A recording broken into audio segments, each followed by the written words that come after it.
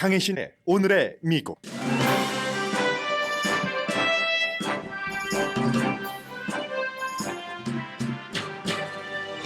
연방준비제도는 어제와 오늘 이틀 동안 올해 첫 번째 미팅을 하고 있습니다. 0.25%포인트 이자율 인상은 기정사실이지만 연준 의장이 미팅 뒤에 ongoing이라는 단어를 쓸지 stopping point라는 단어를 쓸지가 주목됩니다. 바이든 대통령과 케빈 맥카티 하원 의장도 오늘 연방정부 빚 상한선을 올리는데 이 뎨실링에 대한 협상을 합니다. 공화당은 지출을 줄여야 상한선 올리기에 합의했다고 했고 백악관은 국가 신용을 인질로 잡지 말라는 입장입니다.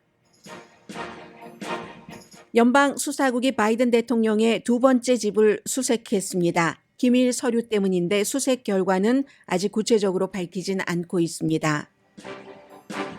2월은 흑인 역사의 달인데 올해는 교사들이 흑인 역사 가르치기를 꺼려하는 흑인 역사의 달이 되고 있다고 랜드 코퍼레이션이 발표했습니다. 카멜라 해리스 부통령은 오늘 테네시주 멤피스에서 경찰에게 구타당하고 사흘 만에 숨진 운전자 장례식에 참석합니다. 트럼프 전 대통령 아래 UN 대사를 지낸 니키 헤일리 전 사우스캐롤라이나 주지사가 트럼프 전 대통령에 맞서겠다고 선언하는 첫 번째 공화당 후보가 됩니다. NFL의 전설적인 쿼터백 탐 브래디가 오늘 영원히 은퇴한다고 밝혔습니다. 달걀값이 조류독감으로 크게 올랐던 시점에서 40%가 내려가서 지금 12개 달걀값 평균 3달러대가 됐습니다. 마리화나 홀세일 플랫폼 리플링크가 1억 달러 투자금을 모았습니다. 여러분 안녕하십니까? 오늘의 미국 강예신입니다. 네, 연방수사국이 아직 그 수색을 완전히 끝내지는 않은 것 같네요. ing, going이라는 단어를 쓰는 것을 보니까 이 부분은 이제 잠시 뒤에 바이든 대통령이 델라웨어에 집이 두 채가 있습니다. 그래서 얼마 전에는 윌밍턴에 있는 집, 그리고 이제 지금은 또 다른 곳에 있는 집을 수색하고 있는 중인데 뭐 갑자기 급습한 것은 아니고요. 예정됐었던 것이고 이 내용은 잠시 뒤에 말씀을 드리겠습니다. 오늘 2월의 첫날입니다. 그러니까 2013년, 아니 12분의 1이 벌써 지나가 버린 겁니다. 연준 의장 이자율 인상 여부를 발표를 하는 것, 그리고 그와 함께 이제 경제 커멘트가 중요한 날이고요. 또 이제 가장 미국에서 지금 전에는 그냥 부드럽게 지나갔으면 됐는데 흑인 역사의 달이 논쟁이 되는 그런 첫 번째 2월의 첫날이기도 합니다. 그리고 저는 오늘 맨 앞에 한국 분들이 사실 그 풋볼을 많이 보시지는 않지만 2월의 첫날이기도 하고 워낙에 그 유명한 사람이기도 하고 여러 가지를 뭐 좀 다지는 뜻에서 간단히 풋볼 살아있는 전설이잖아요. 이 사람은 풋볼의 살아있는 전설 쿼터백 탐 브래디가 오늘 다시 꼭 지난번에 한번 저 사임합니다라고 얘기를 하고 나서 6주일 만에 아직 할 일이 남아 있습니다. 비즈니스가 끝나지 않았습니다. 했었는데 그리고 나서 1년 만에 영원히 사임합니다 하는 발표를 한 것을 전해드립니다. 굉장히 이제 그 풋볼이라는 것이 폭력적인 스포츠이고 그래서 가족들은 싫어했고 지난해에 그 와이프와 13년 결혼 생활을 하면서 이혼할 때도 이제 이런 점들을 많이 얘기를 했었다고 하죠. 자녀도 2명이나 있고 그래서 지난번에 이미 얘기를 했기 때문에 내가 뭐 그냥 바로 뭐 처음부터 똑바로 얘기를 하겠다. 에세이, 감정적인 에세이도 다 발표를 했고 하면서 2월의 첫날을 탐 브래디는 이렇게 아주 평이하게 회색 셔츠 하나 입고 뭐 그냥 평이한 장소에서 연출되지 않은 그런 투로 제일 먼저 여러분께 말씀하고 싶습니다. 하나의 챕터를 이제 끝내는 거잖아요. 탐 브래디의 얘기를 조금 직접 들어보시겠습니다. Good morning, guys. I'll get to the point right away. I'm retiring. For good. I know the process was a 네, pretty big deal last time, so retiring when I 한다고 was 하면서 here, for good, 뭐 아무튼 더 좋은 미래를 위해서 내가 생각하는 그런 대로 한다는 얘긴데요. one super emotional retirement essay, and I used mine up last year. So really thank you guys so much to every single one of you 모든 사람들에게 적어도 슈퍼볼을 보셨던 분들은 많이 계실 것 같은데요. 7번 이제 우승한 팀에서 본인도 했고 MVP도 3번이나 받았고 MVP 뭐 넘버 2가 된 적도 있었고 특히 이제 이 탐 브래디로 인해서 뉴욕 페이트리어츠는 굉장히 한 20년 동안에 6번이나 승리한 팀이 됐고 그런데 어쨌든 모든 지지해준 분들께 감사한다라고 얘기하면서 뭐 가족도 들어가고 친구도 들어가고 뭐 경쟁자를 얘기를 하더군요. 너무너무 많이 감사합니다. 제가 앱솔루트한 나의 드림, 정말 완전한 나의 드림을 이루면서 살 수 있게 해줘서 고맙습니다. 사랑합니다. 뭐 이런 얘기도 했고요. 아무튼 2001년부터 주전 선수를 해서 젊어 보이지만 45살입니다. 새로운 인생을 가겠다는 것을 2월의 첫날에 발표를 했습니다. 뭐 페이트리어츠에서는 영광이 많았지만 그 템파베이 버커니어스 옮기고 나서는 영광도 있었고 지기도 했고 마지막 게임은 지면서 실패도 하면서 마무리를 했는데 얘기를 하잖아요. 풋볼이라는 것이 굉장히 폭력적인 스포츠고 나도 아이들도 생각해야지 되고 하면서도 이 사람은 45세에 모든 것을 끝내지는 않죠. 그 오래전부터 팍스 스포츠와 10년 계약을 했습니다. 해설 뭐 3억 7,500만 달러의 계약을 해서 이제 그렇게 일하게 될 텐데 또 이런 생각을 해봤습니다. 본인이 스포츠로 뛰는 것은 너무 위험하고 폭력적이라서 아니지만 해설은 해도 되나? 이런 생각도 해봤고요. 너무 까칠하죠? 아무튼 그래서 이제 탐 브레이디와 함께 여러분들도 2023년 한 달은 벌써 갔고 2월 달 이제 다시 시작을 하시길 바랍니다 하는 마음에서 전해드렸고요. 연방준비제도 어제에 이어서 지금도 이제 회의 중이고 로스앤젤레스 시간으로 아침 11시 조금 넘어서 이자율 인상 여부에 대해서 발표를 하겠지만 오늘은 뭐 당연히 0.25%포인트 인상이 될 것으로 예상을 하고 앞으로 어떻게 할지 연준이 이자율에 대해서 그에 대한 이제 시그널을 줄지 주지 않을지 준다면 얼마나 줄지 때문에 이제 세계가 주목을 하고 있습니다. 몇 시간 있으면 알 일인데 이렇게 뉴스이기 때문에 할 수 없이 추측도 하고 그리고 이제 당연해 보이는 그리고 또 하나는 여러분들께서 이제 11시 조금 넘어서 발표될 이 연준 의장 제롬 파웰의 얘기에서 무엇을 주목해야지 되는지 하는 것만 그냥 간단히 살짝 전해드리겠습니다. 0.25%포인트 인상할 것은 이변이 없으면 지금 마무리된 것으로 보이고요. 다음 스텝, 새로운 경기 예측을 내놓지는 않습니다. 그런데 전망 같은 것을 그렇지만 이제 투자가와 경제 전문가들은 오늘 하는 말이 12월 달에 했었던 말과 얼마나 다른가? 같은가? 이건 이제 연준의 생각이 바뀌었는가 하는 것을 본다는 거죠. 앞으로 이자율 조정에 있어서 지금 기준금리가 뭐 4.25에서 4.5%인데 오늘 올리면은 4.5에서 4.75%가 되고 12월 달에 올해 뭐 5%에서 5.25% 정도 한다고 했으니까 그러면 한 번 더 올리는 것인가? 아니면 오늘 얘기를 어떻게 할 것인가? 이게 이제 지금 주목이 되고요. 그리고는 12월 달 이후에 조금 달라진 게 있다면 지금 경제 지표가 몇 가지 중요한 것들이 나왔는데 인플레이션 나아지고 있다. 뭐 IMF의 보고서에서도 그랬고 테크 회사의 감원이 많이 있었고 소비가 조금 슬로우 되기 때문에 그래서 이제 경기 침체가 있을 수 있다. 그러나 IMF를 포함한 많은 경제 전문가는 미국의 경우는 경기 침체가 있더라도 뭐 크게 타격받지 않을 견딜 수 있는 그런 정도라고 생각을 하고 이렇게 슬로우해지는 부분이 많지만 소비를 포함을 해서 그래도 경제가 버티기도 한다는 것.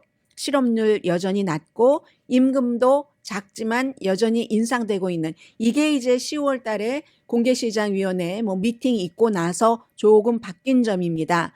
그러면 오늘 연준 의장이 하는 말 가운데서 우리가 주목해야 될 말은 ongoing, 뭔가가 이제 계속되는가 이게 이자율을 얘기를 하는 거잖아요. interest rate를 ongoing 할 것인가 아니면 아닐 것인가 이 점이요. 그러면은 3월 달에 한 번 더 미팅이 있기 때문에 그때도 ongoing 해서 0.25%포인트를 올릴 것인가 아니면 ongoing이 아니면 stopping point라는 단어를 쓸 것인가 여기서 스탑한다. 그러면 오늘 0.25%포인트 올려서 4.5에서 4.75% 사이로 하고 끝낼 것인가. 그래서 이제 ongoing, stop point 이 단어는 나오는 것을 투자가하고 경제 전문가들은 거기에 주목을 하게 됩니다. 임금 문제도 지금 신경을 쓰고 있는데 연준이 미국에 이제 12군데가 있어서 그 12군데 프레지던트 총재라고 부르죠. 한국말로는 그 12군데의 총재의 의견들이 좀 다릅니다. 뭐 제롬 파웰이 의장이라고 해서 전부 나머지 사람들이 제롬 파웰의 의견을 따라가느냐? 그게 아니거든요. 결국은 공개시장위원회 회의에서 이제 다수라든가 여러 가지 물론 의장의 입김이 있기는 있겠지만 다 지역별로 한 사람 한 사람이 12명이 중요한 역할을 똑같이 하고 있기 때문에 의견들이 다르다는 것. 그리고 이제 연준이 12명 이제 지역별로 총재가 있는데 1년에 4명씩 바뀝니다. 올해는 바뀌는 지역이요. 달라스, 시카고, 미니아폴리스, 필라델피아 이렇게 되거든요. 그리고 이 바뀌어서 새로 들어가는 사람들이 의견이 조금 다릅니다. 뭐 예를 들어서 이 의장은 임금 상승이 계속되면 사람들이 그래도 돈이 있으니까 소비를 계속하고 그 소비가 물가 상승률을 낮추지를 않아 해서 별로 높은 임금 상승률을 달가워하지 않습니다. 제롬 파웰 의장은. 그에 비해서 뭐 이 4군데 제가 말씀드린 곳에 총재 가운데서 새로 들어가는 사람 가운데서 한 사람은 아니야, 괜찮아, 임금이 오르면서도 우리 이거 지탱이 돼, 이렇게 얘기하는 사람이 있는가 하면은, 아니면 어떤 사람은 또 뭐 금리를 지금 당장 중단해야 된다. 12명이 있으니까 여러 의견들이 있잖아요. 그리고 미국은 다수결의 국가입니다. 그래서 이제 그러한 것들이 이제 합쳐지기 때문에 새로 바뀐 연준의 총재들, 프레지던트 4명은 아직까지 공개적으로 사람들이, 전문가들이 저 사람 저런 성향이야 하고 파악할 뿐이지 공개적인 입장을 내놓지 않은 사람도 있기 때문에 오늘 이제 그런 모든 것들이 첫 번째 2023년도의 연방준비제도의 이 공개시장위원회이기 때문에 더 주목된다는 말씀 드립니다. 백악관에서는 아직 시작하지 않았습니다. 오늘 오후로 원래 일정이 잡혀 있는데 케빈 맥카티 하원 의장이 도착하진 않은 것 같고요. 백악관과 의회도 새로운 시작입니다. 이제 다음 주인 2월 7일에 케빈 맥카티 공화당 하원 의장이 대통령을 초대를 해서, 항상 국정연설은 하원 의장이 초대를 합니다. 그 사람이 민주당이든 공화당이든 초대를 해서 이제 대통령이 거기에 응해서 국정연설을 하게 되는데, 그 전에 케빈 맥카티 공화당 다수당 하원 의장과 대통령이 사실은 첫 번째 안건으로 만나고 싶지는 않았을 것 같습니다. 너무 팽팽해서. 공화당 쪽에서는 지금 미국의 빚으로 살아가는 국가이기 때문에 부자들 다 빚으로 많이 살잖아요. 자산이 있어도 빚이 더 크잖아요. 그런데 이제 미국도 그렇게 엄청난 빚이 있는데 그 빚의 상한선을 지금 뭐 31조가 넘었습니다. 31조 4천억 달러 정도 되는데 이것보다 더 높여줘야지만 그게 미국이 채무불이행이 안 되는 겁니다. 자넷 옐른 연방준비제도 의장을 예전에 했었고, 지금은 재무장관이 이렇게 저렇게 임시로 6월 달까지는 버텨볼 수 있는데 그때까지도 이게 협상이 되지 않으면 미국은 채무불이행이 됩니다. 2011년도에 오바마 때 겪었던 겁니다. 공화당과 백악관이 끝내 협상을 하지 못해서, 그래서 이제 그 당시에 오바마가 야, 국가를 이렇게 인질로 잡는다. 오바마 입장에서는 의회가 이게 말이 아니네 라고 생각을 했었던 그때 이후에 이 연방 빚을 늘리는 것은 항상 연례적으로 그냥 되는 것인데 어느 해부터인가 한 10년 더 넘어부터 10몇 년 전부터 이게 공화당과 민주당이 너무나 극단적으로 서로 정치 극단화가 되면서 매년 연례적으로 해줬던 것도 지금 잘 안 하는 것이고, 하원 의장과 대통령이 처음으로 공식적으로 이렇게 딱 만나면서 하는 안건이 바로 이 안건인 겁니다. 바이든 대통령은 상원에 공화당 미치 매코넬 원내대표와는 친합니다. 물론 수십 년 동안 서로 공화당과 민주당의 다른 그 정당에서 일을 했기 때문에 정책에 관한 의견도 차이가 많죠. 완전히 반대인 것도 있고, 그럼에도 불구하고 미치 매코넬과 바이든 대통령과는 다르기는 하지만 그게 미국이다, 우리는 항상 협상한다 하는 입장이었거든요. 그래서 이달 초에 그 미치 매코넬의 그 지역구인 켄터키도 갔잖아요. 바이든 대통령이 어떤 안건을 들고 가고 그리고 리무진 타고 이동할 때는 민주당인 대통령과 공화당의 상원 원내대표가 같은 차에서 서로 의견들을 교환을 했겠죠. 그런데 케빈 메카시와는 그런 개인적인 관계가 없습니다. 그리고 뭐 하원 의장이 될 때도 15번째 될 때도 뭐 바이든 대통령이 그다지 좋게 얘기해 주지 않았고 그리고 케빈 메카시도 그 이전에 이미 내가 하원 의장만 돼봐라. 바이든의 아들 헌터 바이든을 가만두지 않을 거야. 조사에서 뭔가를 밝혀낼 거야 라고 공약을 했습니다. 그 전에 공화당과 민주당이 상원과 하원의 다수당일 때 몇 년 동안 조사를 했어도 헌터 바이든이 우크라이나라든가 중국이라든가에서 돈을 번 것이 도덕적으로는 어떨지 모르지만 아버지가 부통령이었을 때 있었던 일이기 때문에 그 분야에서 일하지 않고도 그렇지만 법적으로는 위반 사실을 공화당의 의회가 발견해내지 못했습니다. 그런데 다시 하원에서 지금 하겠다고 하잖아요. 그러니까 또 바이든 대통령도 이 하원 의장에게 아들이잖아요. 그 아들도 이 아들이 공부는 뭐 아주 좋은 대학교 나오고 잘했지만 뭐 술 중독도 있고 마약 중독도 있고 결혼에도 실패했고 한 번은 또 숨진 그 형의 와이프와 살았던 적도 있고 그러니까 아버지로서는 너무나 막 좀 돌봐주고 싶은 아들인데 그 아들을 전면적으로 공격한다고 하니까 어느 아버지가 아버지의 입장에서 좋아하겠습니까? 케빈 메카시와 바이든과는 그런 관계입니다.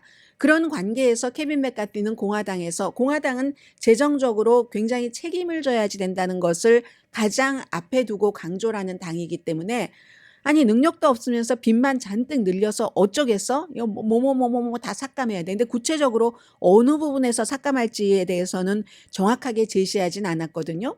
그 부분은 또 케빈 메카시 공화당 하원 의장이 공화당 의원들과 협상을 해야지 될 부분이고 그리고 이제 대통령은 그러지 말아라.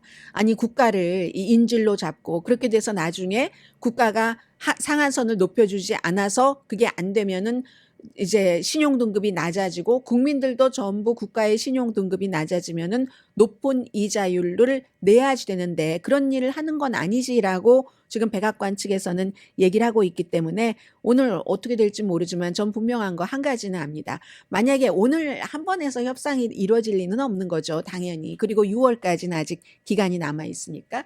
그런데 이런 것들이 제대로 되지 않을 때 항상 백악관 측과 케빈 메카시 하원 의장 측이 할 수 있는 말은 있습니다. 서로를 비난하는 거죠. 저기서 잘못해서 이게 안 되는 거야. 이런 식으로 그 부분은 있고요. 그리고 이제 델라웨어주의 그 사이에 윌밍턴이 아닌 르호보스 비치라는 데도 바이든 대통령이 뭐 그렇게 부자는 아니에요. 그런데 이제 집이 또 한 채가 있습니다. 예정했던 대로 기밀 서류 관련해서 연방 법무부가 하는 거죠. 연방 그 수사국이 오늘 그 수사를 했는데 뭘 찾았는지 아직 완벽히 끝냈는지는 모르고 왜 미리 말하지 않았는가에 대해서는 예정은 됐었지만 그렇지만 이건 뭐 비밀스러운 일이기도 하고 어느 정도 안전이 담보돼야지 되는 일이기도 하고 해서 미리 말하지 않았다는 거고 이게 왜 오늘이냐면요. 어제가 이 바이든 대통령의 기밀 서류에 대해서 조사를 하고 기소할지 여부를 결정하는 한인 로버트 특별검사가 공식적으로 일을 시작한 첫날이었습니다. 1월 31일. 그리고 첫날 일 시작하자마자 오늘 이 같은 그 바이든 대통령의 두 번째 집에서 혹시 기밀 서류가 있는가 하는 것을 연방 수사국이 수사하는 그 작업을 한 겁니다. 그리고 이제 바이든 대통령의 개인 사무실로 썼었던 곳 델라웨어 집에서 열 몇 건 정도 기밀 서류가 나왔다고 하는데 오늘은 지금 아직 결정적으로 어떠한 내용이 있었는지 모르고요. 그 사이에 이제 오늘 이전에 마이크 펜스 부통령의 인디아나주 집에서도 기밀 서류가 나와서 마이크 펜스 부통령도 이 바이든 대통령과 똑같이 트럼프 전 대통령과는 달리 미리가 아니라 그런 것을 기밀 서류가 있었다는 것을 알자마자 실소였다면서 기록물 보관소에 알렸고 다 가져가게 했고 국가기록물보관서는 그 이후에 기밀 서류가 이게 너무 많이 문제가 난다 해서 전직 대통령들과 부통령들에게 전부 다시 한번 검토해 주세요 하는 공문을 보냈습니다. 왜 그러냐면 미국에서요 1년에 한 5천만 건의 서류가 구분이 된답니다. 이게 기밀, 비밀, 특급 비밀 세 가지로 분리가 되는데 5천만 건이니까 어마어마한 거예요. 기본적으로는 다 대통령이 권한을 갖고 있습니다. 그래서 트럼프 전 대통령이 그런 말을 한 겁니다. 이 기밀 서류라는 것은 대통령이 말만 해도 또 생각만 해도 기밀에서 해제가 될 수 있어. 그런데 그건 아니고요. 대통령이 총 위에는 있지만 거의 아랫사람 보러 기밀 서류를 분리하게 합니다. 그리고 5천만 건이나 되잖아요. 왜냐하면 그것을 잘못 분리했었을 때 벌을 주기 위해서 일을 제대로 하라는 뜻입니다. 그렇기 때문에 이런 경우에는 벌 받지 않으려고 기밀이 아닌 것도 때로는 기밀로 분류하는 경우도 있고요. 그렇기 때문에 탑 1급 비밀은 그건 분명히 탑이겠죠. 핵 문제에 관한 것이라든가 전쟁에 관한 인포메이션이라든가 이런 것 트럼프 전 대통령이 가지고 있었다는 그런 것. 그래서 실무자들이 이것을 분리하게 하니까 실무자들이 어떤 때는 뭐 중요한 사람 결혼식이 있으면 그 결혼식도 기밀로 막 분리를 해놓고 그런데요. 아무튼 이런 그 기밀 서류 문제에 대해서 오늘 현직 대통령인데도 불구하고 바이든 대통령 두 번째 집 연방 수사국으로부터 수색 당했거나 지금도 당하고 있습니다.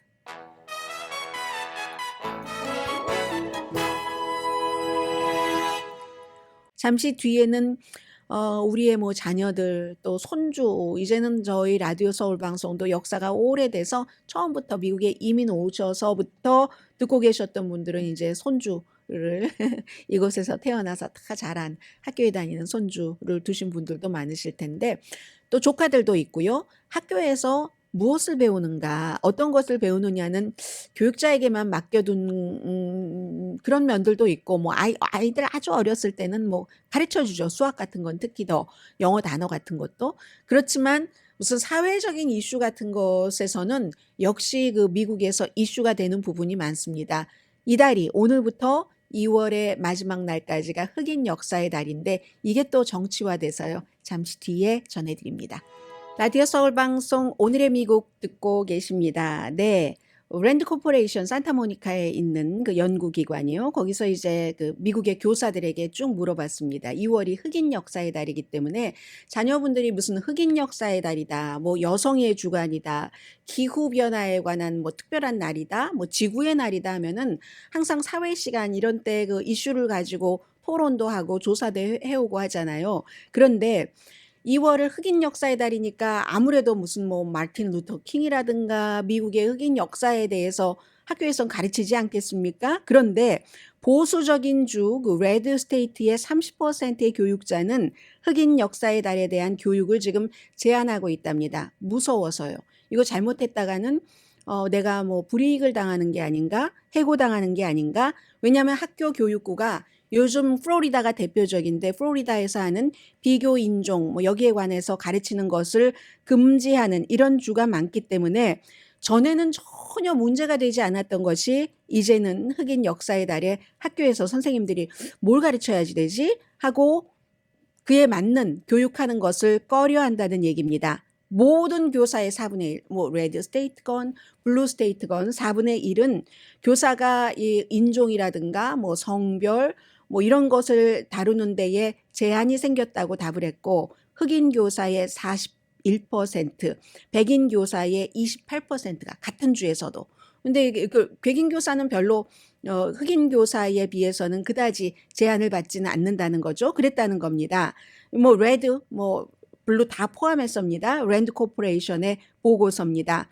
그래서 교사들은 뭐라고 얘기를 하냐면 어떤 이슈가 있을 때 흑인에 대해서는 뭐 흑인 역사에 대해서 얘기를 하면 한 학생이 얘기를 하면 또 다른 학생이 반박을 할 수도 있고 거기에 대해서 또 중간적인 의견이 나올 수도 있고 이러한 것들을 많이 하면서 학생들이 비판적인 사고가 커진다던가 아니면 뭐 배우는 것들도 있을 테고 그런데 이런 것들을 확 없애버리면 또 상대에 대한 공감대 같은 것들도 줄일 수 있다는 겁니다. 아니 흑인들은 왜 이렇게 폭력적이지? 흑인들은 왜 그렇게 불만이 많아? 라고 얘기할 때 과거에 이러한 일이 있어서 커뮤니티 자체도 좀 백인 커뮤니티에 비해서는 시스템적으로 차별을 받고 그랬으니까 그 같은 분노가 쌓여서 뭐 이런 설명을 하면 다는 아니더라도 뭐 그럴 수도 있겠네 라는 어느 정도 흑인이 아닌 인종의 학생들이 공감을 할 수 있는데 그게 이제 좀 잘 안 된다 뭐 하는 뭐 그런 얘기고요.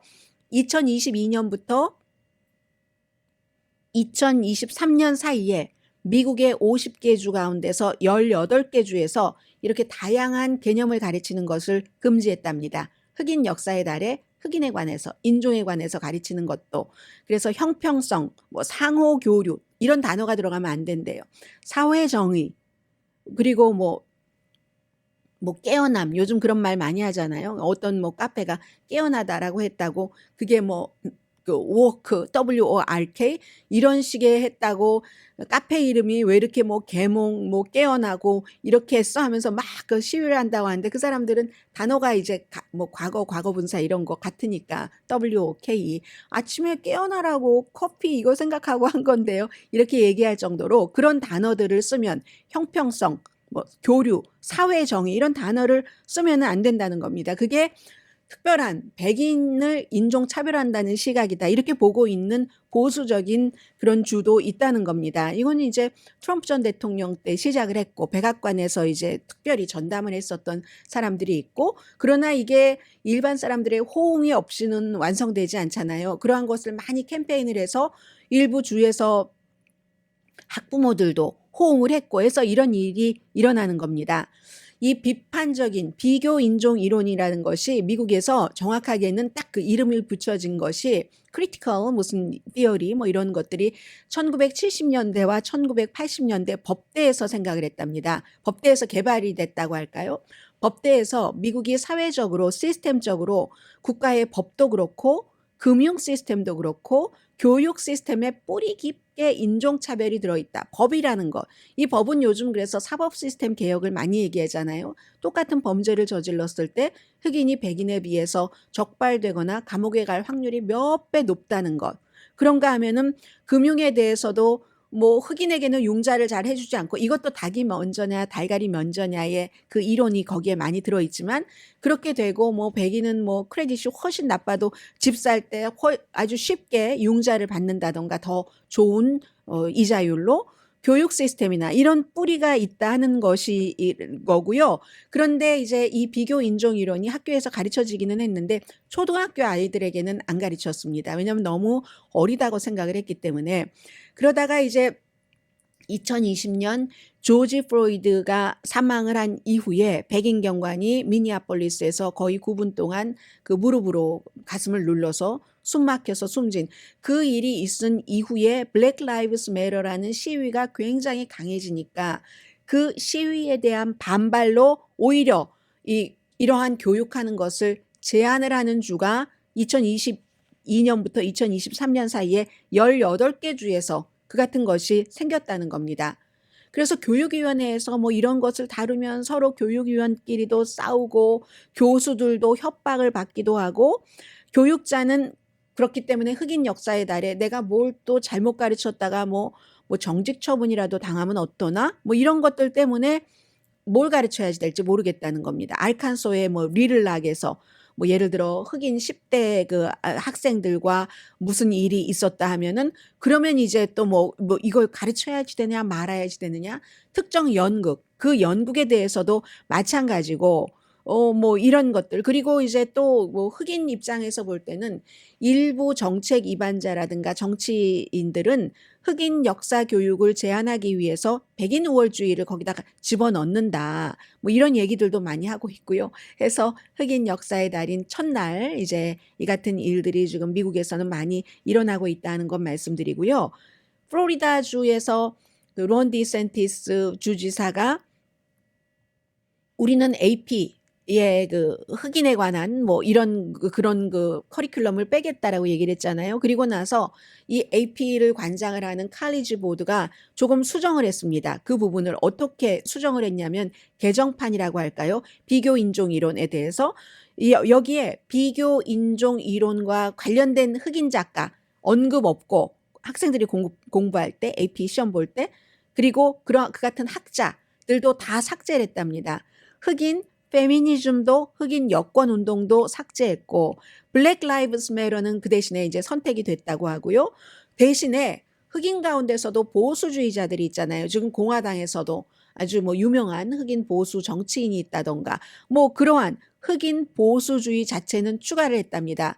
칼리지 보드에서는 그렇게 해서라도 더 많은 그 학교 주에서 이런 흑인 역사라든가 비교 인종이라든가 이런 것에 대해서 학생들이 공부를 하고 선택을 해서 시험을 쳐주기를 바라는 거겠죠. 오늘 나온 뉴스입니다. 아무튼 그 칼리지 보드가 좀 개정을 했다는 내용이 있고, 카멜라 해리스 부통령이 오늘 이제 테네시 멤피스에 가서 알 샤프튼 목사가 장례를 이제 집전을 하게 되는데, 백인 경관들에 의해 구타를 당하고 사흘 만에 숨졌고, 검시 자체는요, 가족이 고용한 그런 그 검시관은 심각한 구타에 의한 과다출혈로 인한 사망이다라고 얘기를 했고, 경찰국에서는 발표를 하지 않았습니다. 그러나 이제 대체적인 흐름을 보면은 대강 사람들마다 다 생각은 있는 것이고, 여기에 대해서 이제 부통령까지 가는 것은 과연 경찰권이 남용이 된 것인가? 그야말로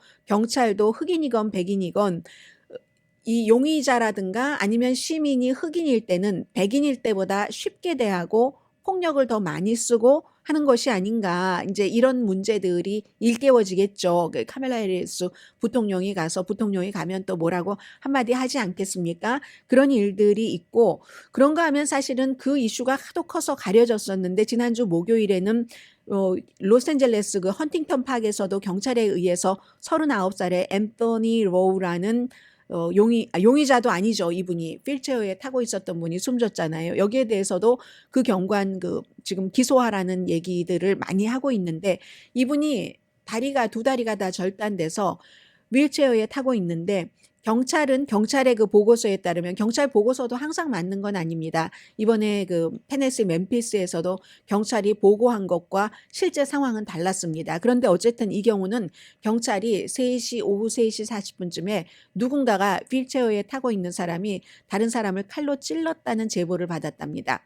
그 제보를 받고 나서 이 사람이 휠체어에 타고 있었잖아요. 그래서 결국은 뭐 경찰이 쫓아가다가, 처음에 이렇게 보고 나서 흑인들은 경찰만 보면 무서워합니다. 많은 주변의 친구들이 어떻게 그 경찰에 의해 나쁜 대우를 받았는지를 생생하게 알고 있기 때문에 두 가지죠. 완전히 복종해라, 무조건 복종해라, 설령 경찰이 지나치다 생각할지라도 복종해라. 그게 지금 테네시주 멤피스에서 숨진 청년이 했었던 일입니다. 무조건 복종을 하란데, 무조건 복종 처음에 하다가 나중에 무서우니까 도망가려고 하다가 그 다음에 잡혀서 또 복종을 했는데도 엄청나게 맞았는데, 그래서 이제 이 경우는 가족의 얘기로는 휠체어에 타고 있는데 경찰이 막 무기를 가지고 달려드니까 무서우니까 도망쳤다는 겁니다. 다리가 절단됐는데 또 도망을 쳐서 휠체어는 저기 가 있고 그 옆에서 결국은 경찰이 총을 10발을 쐈다는 것 아니겠어요? 경찰은 보고서에다가 테이저 총을 쏘려고 했는데 그게 뭐 잘 작동이 되지 않아서 총을 10발을 제대로 걷지도 못하는 두 다리가 절단된 사람에게 총을 10발을 쏴서 현장에서 숨졌다는 겁니다. 그래서 이제 이런 케이스도 있기 때문에 미국의 그 경찰력이, 사법권이 그 흑인들에게 휠체어를 타고 있는 사람에게 구태여 그럴 필요가 있는가. 이 사람은요, 원래는 이 캘리포니아주에 살고 있지 않는데 한 1, 2개월 전인가, 가족들은 여기 있는 것 같아요. 이곳으로 왔고 사고로 다리가 그렇게 됐는데 2월 달에 의족 수술을 받기로 허가가 다 나와 있답니다. 보철 수술을 받는 거죠. 그 상황에서 아무튼, 그리고 뭐 이 사람이 뭐 칼을 휘둘렀다라고 경찰의 보고서에는 써 있다고 하는데 바디캠에는 그런 부분이 없습니다. 그 부분도 없고 또 총을 쏘는 그런 부분도 없고, 아무튼 이런 일들이 많이 일어나기 때문에 거의가 또 피해자는 뭐 경관이야, 지역이 다 그 흑인 지역이고 하면은 흑인 경관이라고 하지만 용의자들은 뭐 백인보다는 거의 흑인이기 때문에 이건 통계상으로도 나와 있는 거기 때문에 뭐 사법권 이런 것들. 그런데 아마 올해도 의회에서는 이 경찰의 이 같은 개혁이라는 게, 사실은 경찰이 특수기동대 같은 경우도 엄청나게 훈련을 받고 강하고 온갖 무기를 다 갖고 있는데 그걸 너무 많이 쓴다는 시민에게 전쟁하는 것이 아닌데, 근데 시민도 창으로, 칼로 무장을 하고 있으니까 그런 일도 있을 수 있지만, 아무튼 이걸 어디까지, 그러니까 사실은 그래서 안전해졌다고도 하는데 경찰이 강하게 나가서 안전해졌다고도 하는데 도시나 시골을 커뮤니티를 안전하게 하면서도 경찰이 불필요할 정도의 살상 무기를 쓰지 않는 방법은 없는가? 그걸 누군가가 딱 그 방안을 내놓으면 그 사람이 미국에서 영웅될 것 같아요. 지금 아무튼 흑인 역사의 달에 이런 일들이 로스앤젤레스에서 테네시, 멤피스에서 여기저기서 많이 일어나고 있습니다.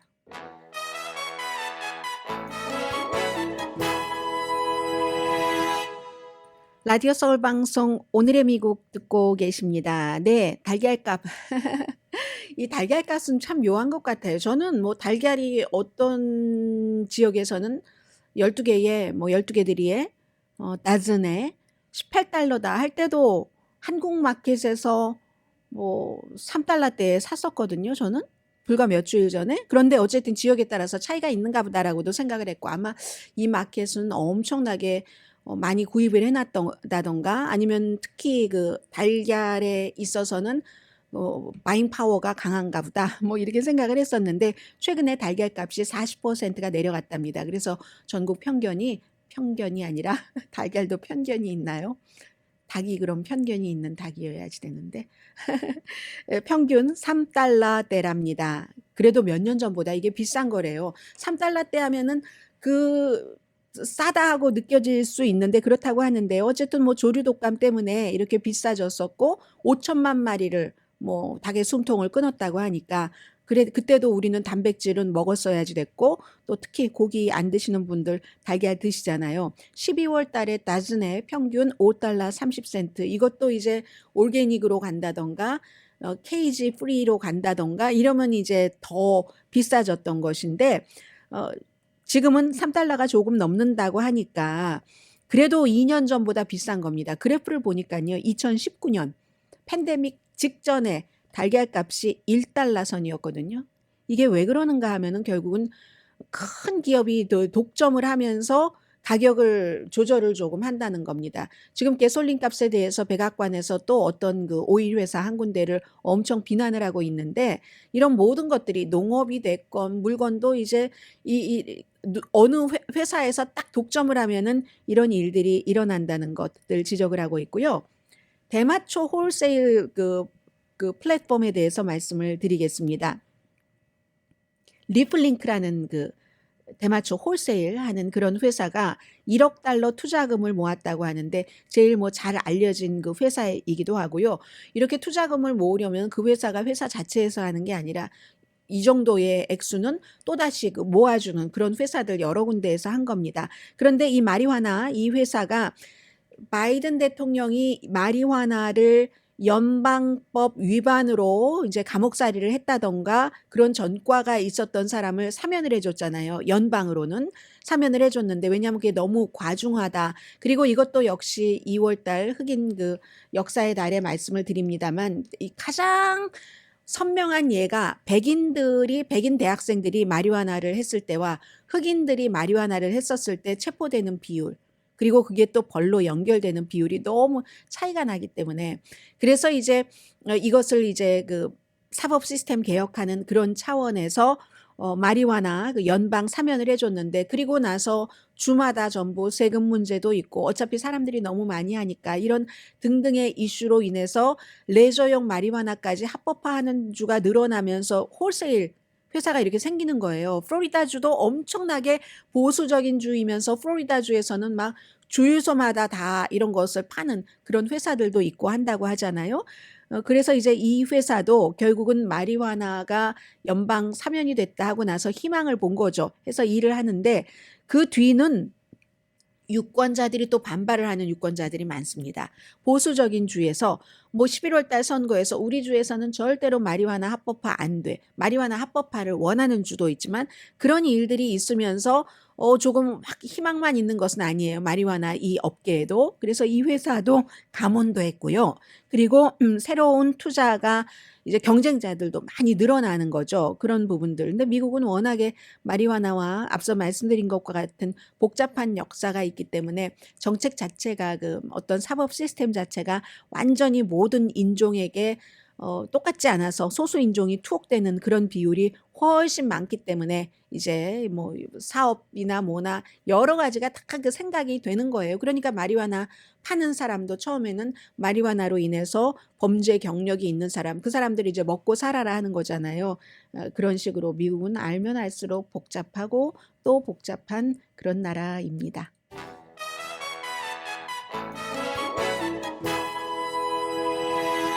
라디오 서울 방송 오늘의 미국 듣고 계십니다. 네, 트럼프 전 대통령 아래서 유엔 대사를 지냈던 니키 헤일리, 전 사우스캐롤라이나의 주지사 인도계예요.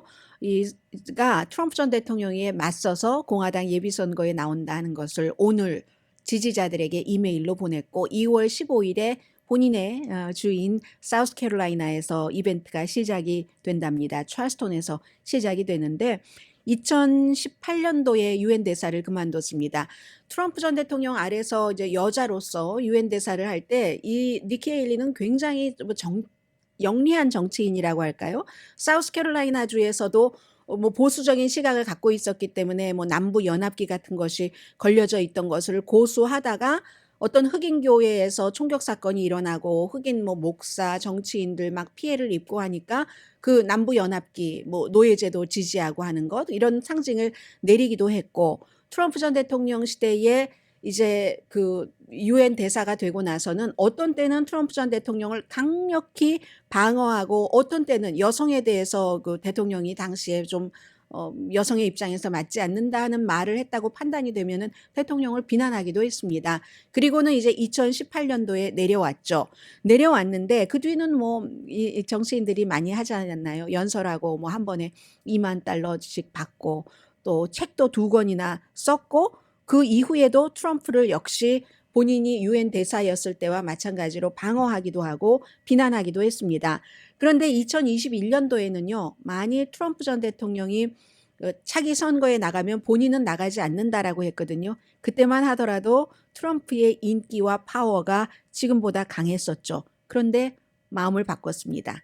그리고 지난주에 트럼프 전 대통령이 뉴햄프셔와 사우스캐롤라이나 주에서 2024년도에 대선에 나간다고 하고 처음으로 이제 그 이벤트를 했잖아요. 정치 이벤트, 랠리를 했는데 그때 뭐라고 얘기를 했냐면 니키 헤일리가 말이야 사우스캐롤라이나 주에서요. 니키 헤일리의 주에서 내가 그때 사람들에게 상기를 시키는 겁니다. 내가 너무나 역사적으로 가장 훌륭한 대통령이었기 때문에 내가 대통령에 나가면 니키 헤일리는 안 나간다고 했었어. 알고 있지? 그런데 말이야. 사람은 뭐 의견이 바뀔 수도 있고 뭐 의견 바꾸면은 뭐 원하는 대로 해야지 뭐 이렇게 얘기를 했거든요. 이건 지금 트럼프의 적은 니키 헤일리가 아니라 론 디센티스라는 플로리다 주지사라는 것을 뜻합니다. 같은 연설에서 더 강해 보이는 사람. 니키 헤일리는 뭐 그냥 안 다뤄도 되고 나중에는 또 뭐 합종 연횡 이런 것도 할 수 있는 가능성의 후보이기도 하니까 그러니까 론 디센티스를 강하게 저격하고 나에게 충성하지도 않고 말이야 내가 막 자신 어려웠을 때 엄청 도와줬는데 이렇게 얘기를 아무튼 했습니다. 트럼프 전 대통령이 11월 15일부터 12월 말일까지 그러니까 본인이 2024년도 선거에 그 출마하겠다라고 발표하고 나서 그 뭐 불과 얼마 되지 않은 한 달 반 정도인가요? $950만 모았답니다. 그럼 하루에 $20만 정도를 모았다 하는 그 일이 그 되고요. 그리고 제가 지금 어떻게 되는 건가요? 지금 마지막 섹션 맞죠? 또 하나는 지금 뭐 조지 산토스라는 그 뉴욕의 3지구 롱아일랜드가 지역구인 그 의원은 본인이 이제 하도 이슈가 많으니까 소위원회에서 스스로 나오겠다. 이제까지 거의 모든 게 거짓말 이렇게 얘기하고 전에 남자인데 남자친구요. 전에 남자친구는 거짓말로 가득 찼어. 뭐 나에게 영주권을 준다고 했고 뭐뭐뭐뭐 계속 얘기가 나옵니다. 그런데요. 여기서 케빈 맥카티의 입장도 조금 바뀌는 것 같아요. 그가 이제 뭐 예를 들어 잘못된 것이 나오면 해임을 해야지 돼 하는 얘기가 조금 강해지는 것 같거든요. 야, 이렇게 되면 나중에 나 이용했어. 그 하원 의장 되는데 이런 얘기 안 나올지 모르겠습니다. 강혜신이었습니다.